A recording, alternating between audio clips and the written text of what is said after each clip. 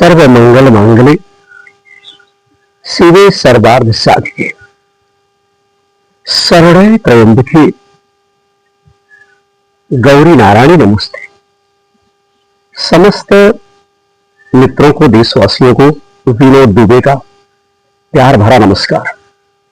साथियों, आजकल उत्तर प्रदेश के जो 76 जिले हैं, सभी जिलों में विशेष रूप से यही चर्चा है कि इटावा में पंडितों ने यादवों के साथ बड़ा दुर्व्यवहार किया। साथियों, सबसे पहले तो मैं बताना चाहता हूं कि जो कुछ भी हुआ यादवों के साथ या कहिए जाटवों के साथ, वह हर प्रकार से अनुचित है, साथ ही साथ यह निंदनीय भी है। क्योंकि अगर किसी ने अपना परिचय नहीं बताया तो इस प्रकार से, इस तरह से उसके साथ व्यवहार नहीं करना चाहिए। तो रही बात साथियों कि कथा केवल ब्राह्मण ही क्या कह सकता है, नहीं, अपने समाज में आप अपनी कथा का गुणगान कर सकते हैं, बशर्ते साथियों जो पीठ होती है, जो गद्दी होती है, उसकी कुछ ना कुछ विशेष रूप से गरिमा होती है। उस गरिमा का पालन करना प्रत्येक कथावाचक का कर्तव्य होता है। हमने देखा है कि जितने भी कथावाचक हैं विशेष रूप से नौटंकी करते हैं, कथा नहीं कहते, विशेष रूप से सब नाचने गाने का कार्य करते। तो साथियों, यदि व्यक्ति नाचने गाने का कार्य करता है तो कहां कथा रह गई? कथा में कुछ गरिमा होती है, उस गरिमा का पालन करना चाहिए। साथियों, जो लोग इस समय इतना हाहाकार मचाए हुए हैं, सचमुच में अगर देखा जाए तो 18,000 श्लोक श्रीमद् भागवत में है। एक भी श्लोक का अन्वय, व्याकरण या संग विच्छेद ये जो लोग कथा कह रहे हैं नहीं कर सकते। श्रीमद् भागवत महापुराण के जो श्लोक है कोई साधारण श्लोक है। मैं तो अपने अनुभव से यह भी कहना चाहता हूं कि ये लोग श्री रामचरितमानस में जो मंगलाचरण रहता है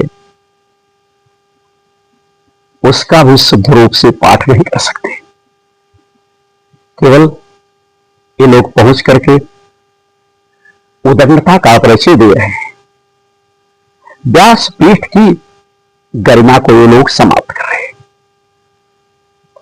और क्षेत्र में लोग जो है इस विषय को विशेष रूप से चढ़ा बढ़ा करके देख रहे हैं, जो हर प्रकार से अनुचित है। साथियों, सबसे पहले कथावाचक को अपना पूर्ण परिचय यजमान को बता देना चाहिए था, दे देना चाहिए था।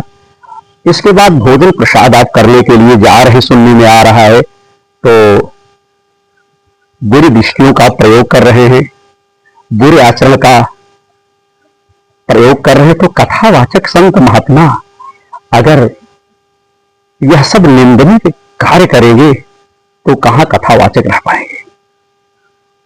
तो साथियों, रही बात कथा कहने कहवाने की, तो अपने समाज में आप इस कथा को कह सकते हैं। कहीं कहीं सुनने में आ रहा है कि उनके ऊपर पेशाब का भी छिड़काव किया गया। ये तो साथियों हमारे हिसाब से, हमारे विचार से ठीक नहीं है। लेकिन गलतियां दोनों तरफ से हुई है, एक ही तरफ से गलती नहीं हुई है। अगर गलतियों को देखा जाए, गलतियों का अवलोकन किया जाए, तो गलतियां साथियों दोनों तरफ से।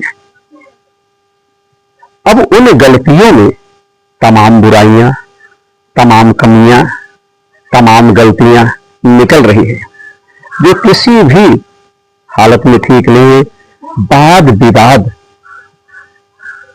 करने से कोई फायदा नहीं होगा। रही बात यह भी सुनने में आ रहा है कि अब लोग जो है ब्राह्मणों से पूजा पाठ, भागवत कथा, पुराण या श्राद्ध का कार्य नहीं करेंगे। तो मैं कहना चाहता हूं कि कहां कौन सा ब्राह्मण किसके दरवाजे पर गया कि नहीं हमारे माध्यम से या हमारे सहयोग से आप अपना जो है मांगलिक कार्य या श्राद्ध का कार्य आप जो है करवाइए। ब्राह्मण को कोई बुलाता है तभी तो ब्राह्मण उसके दरवाजे पे जाता है। उत्तर प्रदेश में 76 जिले हैं और इसमें ब्राह्मण, क्षत्रिय, वैश्य, शूद्र सब रहते हैं। सभी लोग एकता एवं भाईचारे के साथ रहते हैं और सब लोग अपने हिसाब से अपना मांगलिक कार्य, धार्मिक कार्य, सांस्कृतिक कार्य, सामाजिक कार्य करते करवाते हैं। जिसके द्वारा या जिस पद्धति के माध्यम से अच्छा लगे वही करे। वाद विवाद करने से कोई फायदा नहीं होगा। किसी की आलोचना, किसी की बुराई, किसी का तिरस्कार करना किसी भी स्थिति में साथियों ठीक नहीं। और जो कथा हमारे पश्चिमी क्षेत्र में हो रही कथा नहीं है, यह मैंने देखा है, आप लोग भी देख ली, पूरी नौटंकी करते हैं। जब आपको भांगड़ा ही करना है, नौटंकी करना है, जागरण ही करना है, ऑर्केस्ट्रा ही करना है, तो कहां भगवान की कथा, कहां देवकी निंदन की कथा? वो तो भैया नौटंकी हो गई, भड़ुआपन हो गया, अच्छी तरहपन ये लोग करते हैं। तो व्यास की जो गरिमा है, उस गरिमा को हमारे कथावाचक हर हाल में बनाए रखे। हमने यूट्यूब पर देखा, मीडिया के माध्यम से देखा कि तमाम जो इधर के कथावाचक हैं उल्टी सीधी कथा कहते हैं।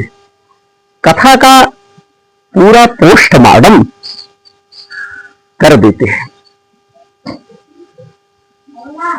श्लोक संस्कृत का जो है, जो श्रीमद् भागवत महापुराण में कोई बोलता ही नहीं, केवल कहानियां कहेंगे, किंवदंतियां कहेंगे, ये तमाम चीजें आपको बताएंगे। लेकिन जिसके माध्यम से कथा का फल मिलता है, जिस दाढ़ी का प्रयोग करने से कल्याण होता है, मनोकामनाएं पूर्ण होती है, उसका भैया अनुसरण नहीं करेंगे, प्रयोग नहीं करेंगे। तो हमारे कहने का मतलब है केवल मनोरंजन की कथा है। कहेंगे श्रीमद् भागवत महापुराण की कथा, लेकिन क्या कहेंगे? गीत, संगीत, लाचारी, पूर्वी, दादरा, खेमता, नौटंकी, उठान, सोहर, कहारा, यही सब ला करके उसमें भर देंगे और कथा हो जाएगी। तो इस कथा से, ऐसी कथा से कोई लाभ नहीं होगा, कोई फायदा नहीं होगा। चाहे श्रीमद् भागवत पुराण कराइए, चाहे कुछ भी कराइए, हर कथा का विधान है। जब आप विधान से कोई कार्य करेंगे, विधि से कोई कार्य करेंगे, गरिमा के साथ करेंगे, तब आपको फल प्राप्त होगा। तो साथियों, मैं विशेष रूप से ही कहना चाहता हूं कि जो भी हुआ, चाहे ब्राह्मणों के साथ, पंडितों के साथ हुआ, चाहे यादवों या जाटों के साथ हुआ, हर तरह से निंदनीय है। ऐसा नहीं करना चाहिए था, किसी की चोटी नहीं मुड़वानी चाहिए थी। जो मूत्र का प्रयोग किया गया है, यह हर हाल में नहीं करना चाहिए था। और ऐसा अगर उन्होंने किया है तो बहुत ही गलत कार्य किया है। और इन कथावाचकों को भी विशेष रूप से अपना परिचय दे देना चाहिए। इनके पास 2 तो आधार कार्ड में ही इनकी भी गलती है। यजमान की गलती अगर है तो कथावाचक की भी गलती है। ऐसा नहीं कि कथावाचक बिल्कुल सुंदर है, सही है, ठीक है, इनकी भी गलती है। जब कथावाचक की गलती है तो यजमान की भी गलती रहेगी। गलतियां हो गई, गलतियों में गलतियां निकालने पर तमाम गलतियां निकलेगी। इसलिए जो हुआ उसे हर तरह से हम निंदनीय कहते हैं।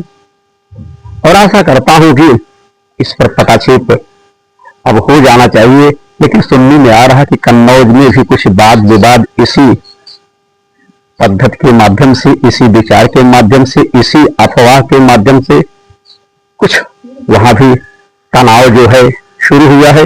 तो साथ ही जब विनाश का समय आता है तो बुद्धि जो है विपरीत हो जाती है। तो सही और सामाजिक निर्णय आप ले, इसीलिए हम सबकी भलाई है। आज का प्रसारण हमने किया Vinod Dubey YouTuber YouTube channel की तरफ से जनमानस की सेवा में उत्तर प्रदेश की पावन भूमि से। जय देवकी नंदन की।